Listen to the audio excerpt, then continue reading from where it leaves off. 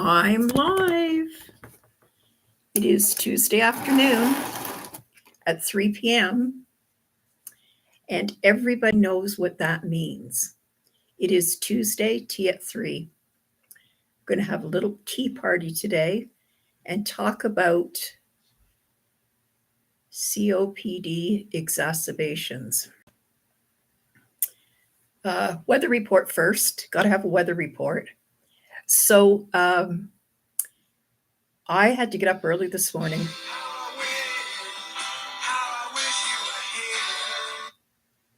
I had to get up early this morning for a meeting. I loathe getting up in the morning because I'm up half the night, right? Anyways, I came into my office and I have this plate glass window right in front of me and I'm looking outside and it's absolutely gorgeous and it's lightly snowing. Just, that first snow of the season. everybody's everybody is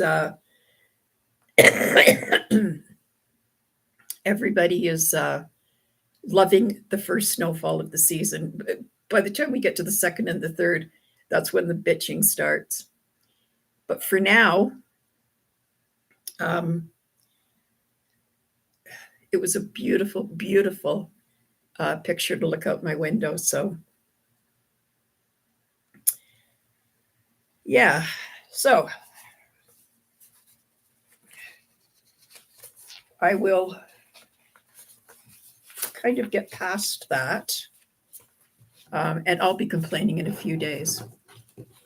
Oh, no kidding. We just can't enjoy what we've got, right? So last week, my husband and number 2 son went to Detroit for Thanksgiving. In our household, football is a huge deal and it is not to be missed. So this year, the stars aligned. My son, who is a Detroit Lions fan, and my husband, who is a Green Bay Packers fan, went to Detroit and saw the game. It was absolutely fabulous.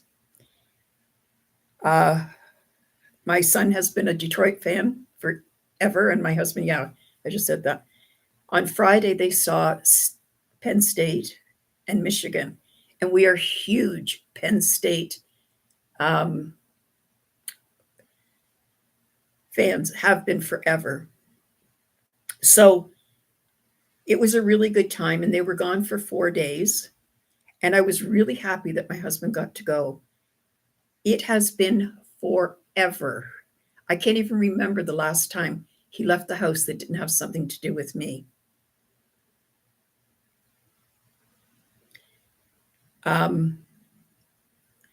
So I was really glad that he could get a rest from his caregiving and get out and have some fun. And he did. He had a ball. Although, when you get older like this, I can remember us going to football games and staying overnight and stuff. We never had a problem with it, but I think he's a bit old for it. Anyways, it's been a long time since I had to manage by myself. And I was lucky that I had number 1 son to come and stay with me.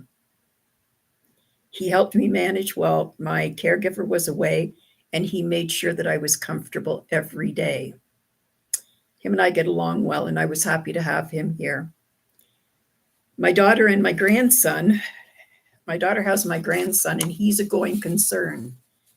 So I didn't see her too much, but she did come over on Friday night and bring dinner so that my son could go out with his partner. And we had a nice little dinner and it was all good. But there was a problem. My son came down with a cold, and although we wore masks for most of the week, the germs become airborne. There wasn't much that I could do about it. My husband was away. I needed him here. So just as my husband returned, I began to experience my first 2023 exacerbation. This is one of the nastiest colds I've had in a long time. And it went directly to my chest. It's a big difference. If you have a head cold, yeah, you don't feel well or anything, but if it doesn't, as long as it stays there, I'm all good with it. I can get over that. But I've had pneumonia too many times to know that you don't fool around with the virus once it goes to your lungs. 2023, and the winter's just beginning. If you Google COPD action plan, you can follow the chart that is there for you that tells you if you're okay and what symptoms and signs to look for so that you can do what you need to do to keep yourself safe.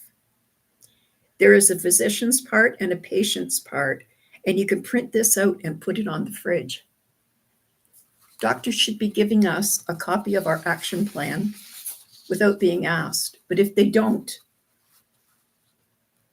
you can print your own, take it to the doctor, ask him to write the details of what you should be doing when you come down with a chest cold, and have him sign it and then do what the form says. If you're keeping a health tracker, a journal, or a diary, it should be easy to know when your symptoms change. Your symptoms can change on a dime. And knowing what's going on and not poo-pooing it and saying, oh, it's okay, I'll be fine. We can't often fight this. We don't have the muscle power and the energy to be able to fight this. So we need to know when things change and what day it started, because we are not mindful of what's going on with us. And if we get our days mixed up, so if I started feeling this way on Tuesday, but I didn't, think to call the doctor till Thursday, you have no real evidence of what has happened. If you're writing it in your journal, it is evidence-based material that you can take to the doctor and say, this is what's happening to me. Plan for exacerbations in advance by getting your action plan in order, and have your diary or your journal or your health tracker with you so that you'll know and be able to get the information from there that will help you. It is the gold standard of COPD. And if you want to look up the gold standard, just go to Google and type in the search bar, gold standard for COPD. The Thoracic Society puts this out in Canada. Excuse me. And I'm pretty sure that there's an American one. It doesn't matter, they're all the same. The gold standards is the standards which doctors and physicians should be taking their information from and fulfilling it for you. Your doctor should be giving you prescriptions with refills so that you do not have to wait and to be told when to take them. There's nothing worse than waking up first thing in the morning, and this is normally when you will kind of start to feel these symptoms, right? But waking up in the morning on a Saturday, and it always happens on a Saturday, right? Or a Friday night after the office is closed.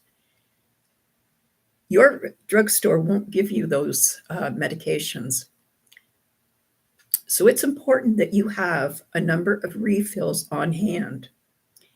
This is also important so that your doctor can track how many exacerbations you've had this year. And it gives him a little bit more evidence of the state of your COPD. So how do we know? Well, one of the first ways that you know that you have turned you've turned to an exacerbation from a cold We all cough up mucus, or we should be on a daily basis. When the cold goes to your chest, mucus becomes thicker, harder to get it up. It becomes darker in color, and it has a specific taste to it. I know this is pretty gross, but you all know what I'm talking about. This is the first sign that you should be starting your antibiotics and your steroids. I have had pneumonia so many times in my life that as soon as I taste the difference in that mucus, I know I'm in trouble.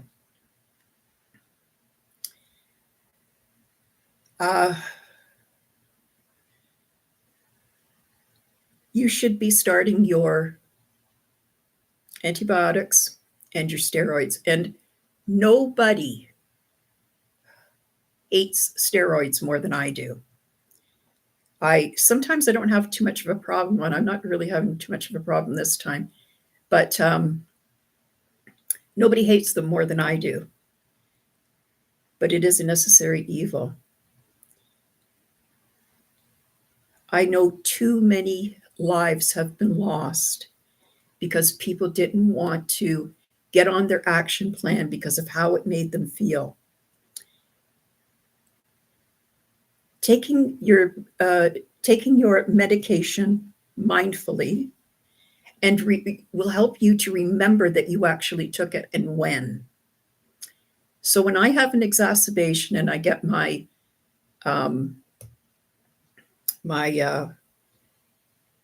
antibiotics and my steroids, I get a small dosette and I keep it by my side, the side of my bed, so that when I wake up in the morning or through the night, I can take them nice and early. So I usually get up at 4 o'clock. I don't know why, 3 o'clock, 4 o'clock, something like that. So if I could take them early enough in the morning,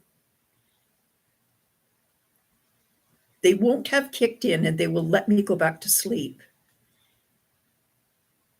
But they will last only so long in your system, and then they wear off by the end of the day. And that's the best way that I have found.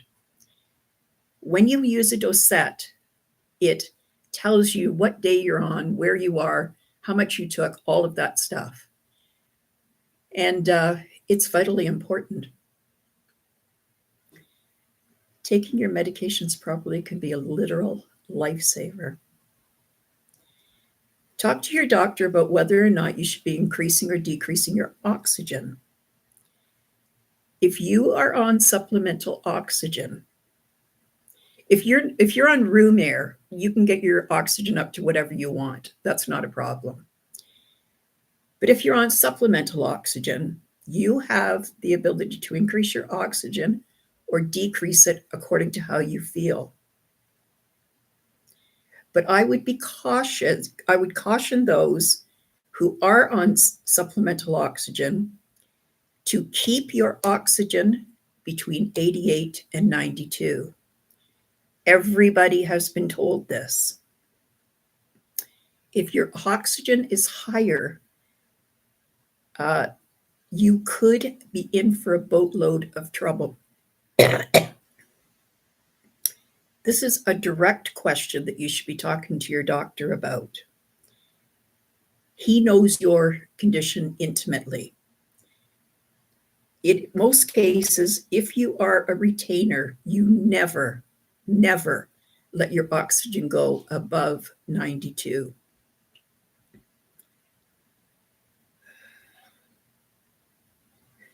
Plan on your cold lasting at least 7 days. This is a time to pamper yourself, to rest, drink plenty of fluids, nibble on small, light meals. It's a great time to do a crock pot chicken soup. And it's even better if you've already made it and have it in the freezer. The last thing that you want to do is eat heavy meals of beef and stuff like that because, that that just bothers your diaphragm, and it will impede your breathing. My son that's staying with us, he brought home steaks the other day, and he did them all up in the air fryer for me. It was absolutely delicious. Oh, and I love a steak, but my husband doesn't like them, so we never have them. I suffered miserably the whole night because I couldn't digest it properly, and I'm finding that with strong meats like beef. So I don't really have them too much anymore. I find that light meals and chicken, fish, even a plate of vegetables is way better than anything else.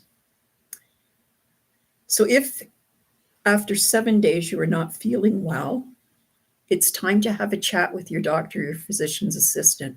You can also talk to your pharmacist and ask him advice on what the next steps will be.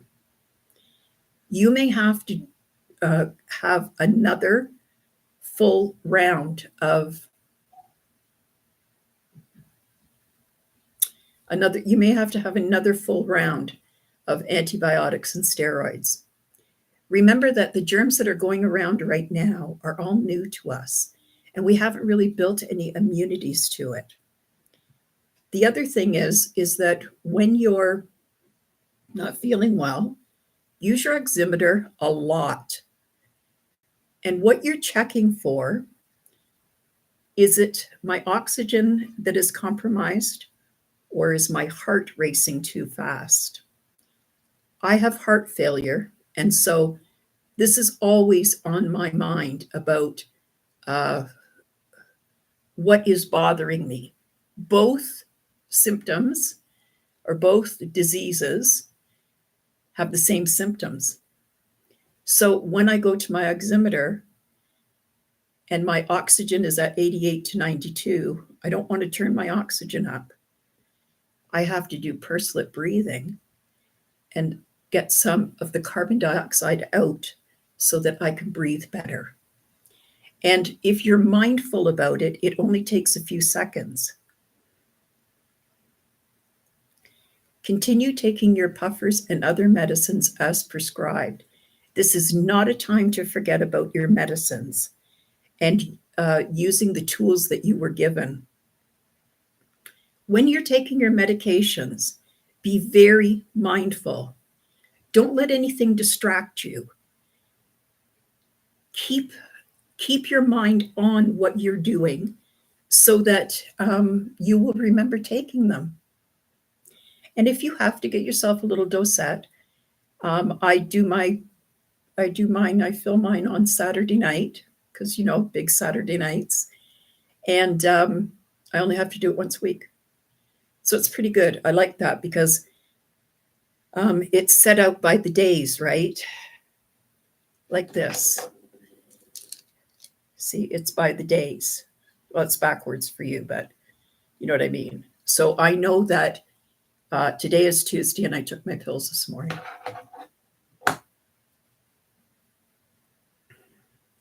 Starting your action plan can help you to avoid pneumonia because that's when you know you're in trouble.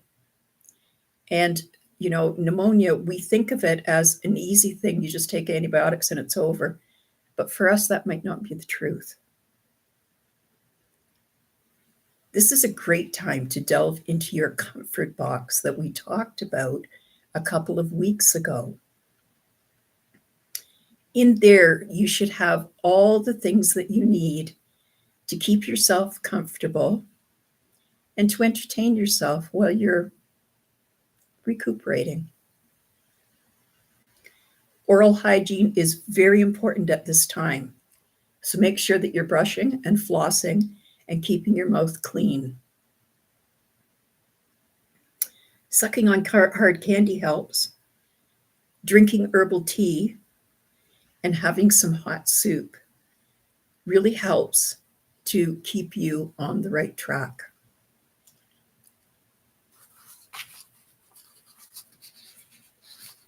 Beverly, I can't believe that you said that about the Green Bay Packers. My husband will be so disappointed.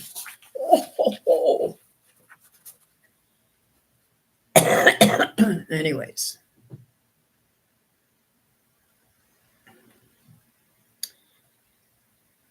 there is no older you. There is no younger you. There is only the present you. Focus your attention on the present. Stop worrying about what happened in the past. With knowledge and education, we can change what happened in the past. Sit with your back straight and lower your shoulders. Even if it hurts to do so, keep those shoulders low. And begin pursed lip breathing. So I think I told you a couple of weeks ago that I had a couple of months ago probably now, I had a blood gas test, and they said that my carbon dioxide is really high, like dangerously high. And yet nobody has said what to do about it. So it becomes a problem, right? One of the only solutions that have been given to me is to do pursed lip breathing a lot. So that's what I'm doing now. Without moving your shoulders, breathe in through your nose. Take that breath deep into your belly. Feel your belly move. Notice your shoulders. Keep them relaxed and low.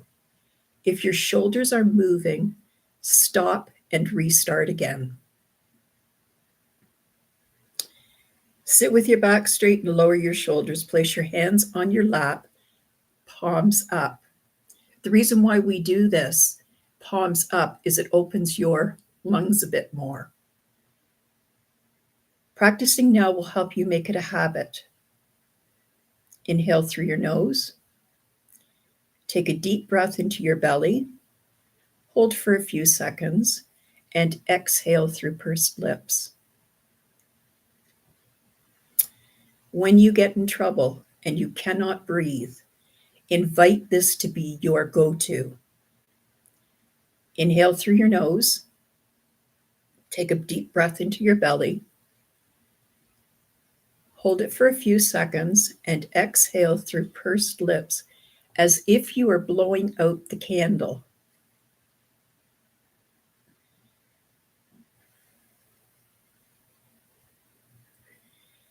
Begin to breathe using pursed lips. So a trick that I found was when I'm doing pursed lip breathing, when I'm doing the practice of pursed lip breathing, I blow onto my hand. So it kind of gives me a reminder that I am no longer doing, because you get doing it and then you forget and you go back to your evil ways. So when I exhale on my hand, I can, it's a reminder that I should be pursed lip breathing. Begin to breathe using pursed lips.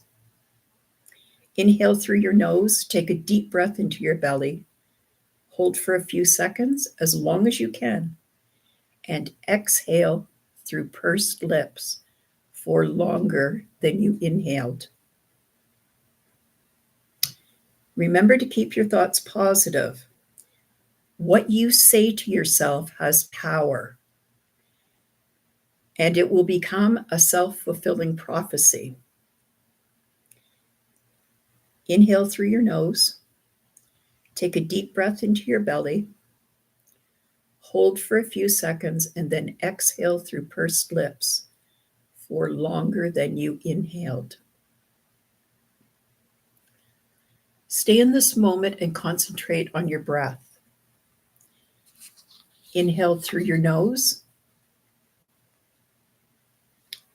Take the breath down to your belly. Hold for a few seconds and then exhale through pursed lips. Remember, pursed lips. We are smelling the roses and blowing out the candles. And it should be that easy. You shouldn't be pushing yourself until it's sore or it hurts. We are slowing our breathing patterns so that we can breathe more efficiently. Inhale through your nose. Take it deep into your belly. Hold for 3 seconds and exhale through pursed lips. Notice how relaxed and calm you are. Inhale through your nose. Breathe deep into your belly. Hold it for 5 seconds and exhale for 10 seconds. Spend some time being grateful and mindful for every day. This is Barbara Moore for Catch Your Breath 60. I appreciate everybody who has shown up for my channel, and I appreciate if you will like, share, and subscribe. It will help me to grow my channel so that I can bring better information to you. Thanks for today, everybody.